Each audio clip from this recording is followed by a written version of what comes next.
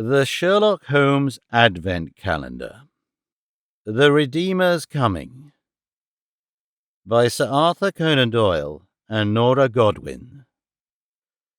Narrated by Peter Silverleaf.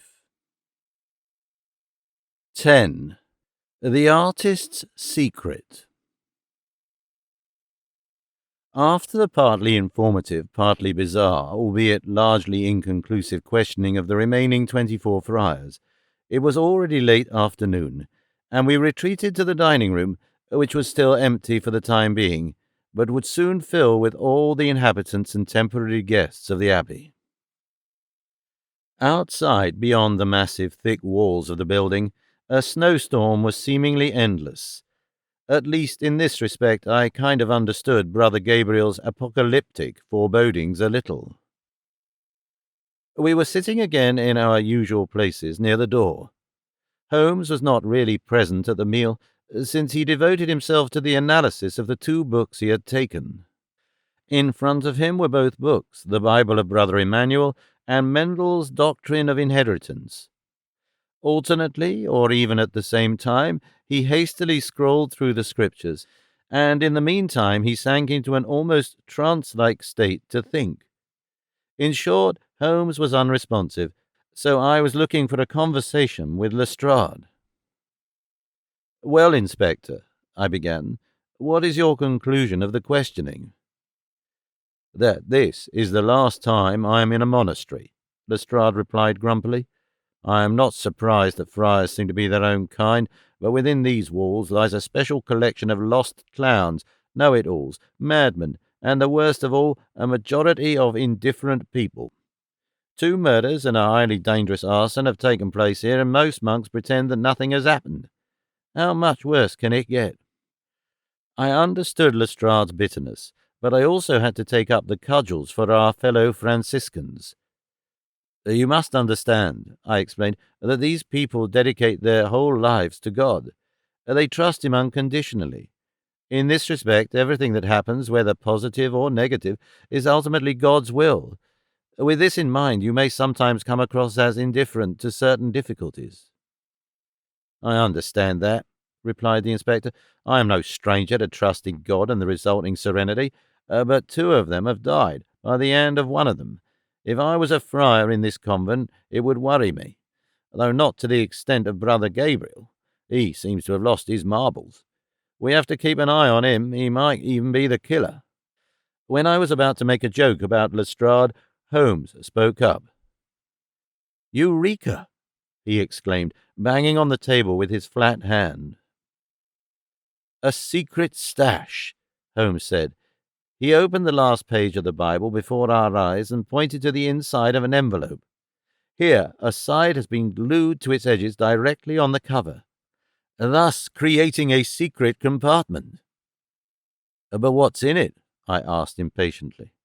"This," Holmes said, handing me a small drawing. I took over the slightly faded picture. It was about half the size of a book page, and looked at it. On it was a girl or a young lady, possibly barely 20 years old, very beautiful, with dark, curly hair. The drawing was remarkable. In fact, it almost looked like a photograph. "Undoubtedly the work of a gifted artist," I attested. "A man with such a talent should rather have gone to an art academy than a convent." Lestrade also caught a glimpse of the woman's portrait. "Who is that?" he asked, but of course Holmes did not know himself. "At any rate, this person has or has had a special place in Brother Emmanuel's heart," Holmes said. "It could be his mother at a young age, or perhaps a lost love. It may be the reason for his entry into the monastery." "You mean," I suggested, "that this woman may have died, and this was the reason for Mr. Taylor to seek an answer from God?" "That's a possibility," Holmes replied, "but it's also possible that their ways parted in some way. She might have also called off an engagement or something like that. But this is pure speculation and won't take us any further. We need to find out who she is or was." "A rather difficult undertaking," I attested, "because Brother Emmanuel deliberately kept this image hidden from the other friars. If he hasn't shown the picture to anyone, no one will be able to identify this young lady." Holmes thought briefly, because my objection was, of course, justified. Finally he said, "We will ask Brother Francis. After all, as abbot, he was the one who took in Brother Emmanuel. Perhaps he has told him some things about his past life before he entered the convent, or a little from his pre-monastic life. He will be available to speak to us soon." In fact, the hall slowly filled with the friars who gathered for their supper. Everyone marched past us again in loose order. Brother Michael winked at Lestrade, and the vicar nodded in our direction, and Brother Gabriel whispered, "Repent, or you will regret it." The abbot was the last to enter the room, and sat down next to us. "Good evening, gentlemen," he said as he leaned his walking stick against the bench and took his seat. "As I heard, you have already finished your interrogations." "Indeed," Holmes confirmed, "but they have hardly led to new insights." "That's very unfortunate," Brother Francis replied, "because I'm afraid we're running out of time. The arrival of the papal envoy is approaching." "Don't worry," Holmes tried to reassure the abbot. "On the one hand, the weather should give us a little time. The snowstorm hinders passage, and some roads in the area are likely to be impassable, and on the other hand, I am quite confident in our investigation." "How is that?" asked Lestrade. "The whole afternoon was a waste of time. We have only found the disciple of the impending apocalypse." Brother Francis smiled mildly and said, "Oh, you got to know Brother Gabriel. I can assure you that he is completely harmless. He's just a little prone to exaggerating." "How reassuring," muttered Lestrade, who apparently wasn't quite convinced. "Despite that, though," the abbot continued, turning again to Holmes, "what is your optimism based on?" "We do have a lead," Holmes said, "and maybe you can help us. We found this image hidden in the Bible from Brother Emmanuel's room. Do you know who that is?" Brother Francis took the portrait from my friend's hands and took a rather brief look at it. Then he gave it back to Holmes. "I regret, Mr. Holmes," he said. "I don't know this lady, but apart from pastoral care among the sparse Catholics in the surrounding area, we usually stay amongst ourselves here." "I understand," Holmes said, putting the photograph back in the book. "You think the lady has something to do with the murders?" the abbot asked. "I don't know," Holmes replied, "but it has something to do with Brother Emmanuel's past. That much is certain. Did he ever mention a lady's acquaintance to you?" "No," Brother Francis replied. "I don't know much about Brother Emmanuel's former life. And I also had the impression that he deliberately wanted to leave it behind. In this respect, it is also explainable that he did not bring it here." "Well, with exception to that portrait," Holmes corrected. "Sorry, I can't help you," the abbot repeated, rising from his seat. "Please accept my apologies. I have forgotten something in the ministry." And with that, Brother Francis left us again. "That's a shame," I said, disappointed. "Our only track is cold again." "Wait," Holmes muttered. "Wait." "We don't have time to wait," Lestrade replied. "What about the other book? Didn't you find anything in it? Any clues, perhaps?" Holmes took the other book in his hand and scrolled through it. "Only a few underlined passages, markers," he reported, "but that only points to a careful, downright intensive study of the text. However, the person in question must be able to speak the German language, since the whole text is in German." "Like the abbot," I interjected, "but he told us himself that he knows the book."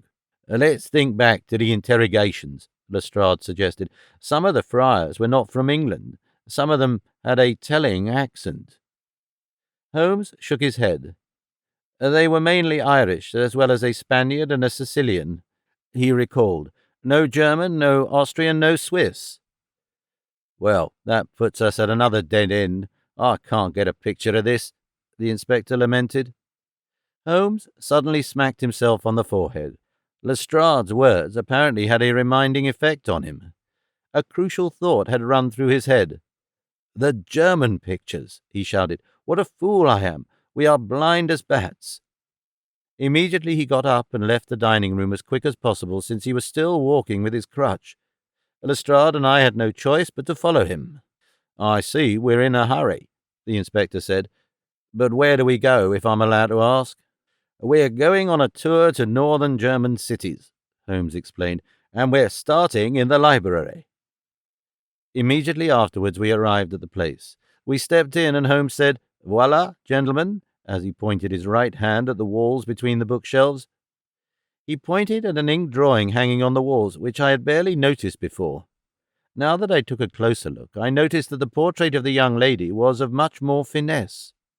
Brother Emmanuel drew these pictures, I suspected. "Right," Holmes said. "And now you don't just look, you see. They portray the scenery of cities on the North Sea and especially the Baltic Sea. Here we have Hamburg, Bremen, and Kiel. Here Lubček, Rostock, and Gdansk. Copenhagen, Malmö, and Stockholm over there."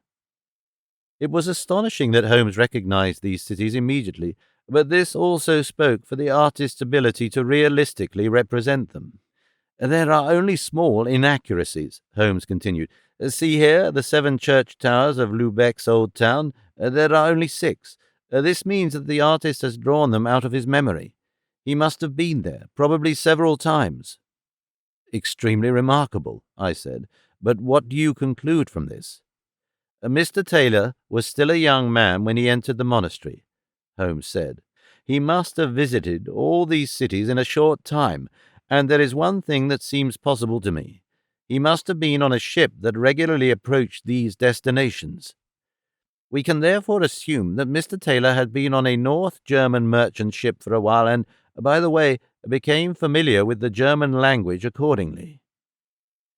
"And what is this?" I asked, taking the image from the wall, the only one of which had not been identified by Holmes. Holmes apologetically raised his hands and replied, "I have no idea." The drawing apparently did not show a significant commercial center, not a large port, but a small town, which was not known to me in the slightest. A fortification on a river was seen in the foreground. Lestrade stepped next to me, took the picture out of my hand, and confidently said, "I know that. It is Teddington Lock on the Thames. The tides of the North Sea reach to this point. By the way, the village of Teddington is very close from here, only 2 hours from here going south." "That's weird," I said, irritated. "How does this fit in with the northern German and Scandinavian ports?" Holmes shook his head and muttered softly, "Not at all." "But what does that mean?" I asked. Holmes began smiling contentedly, saying that we found Brother Emmanuel's hometown, and with that we found out more about his past.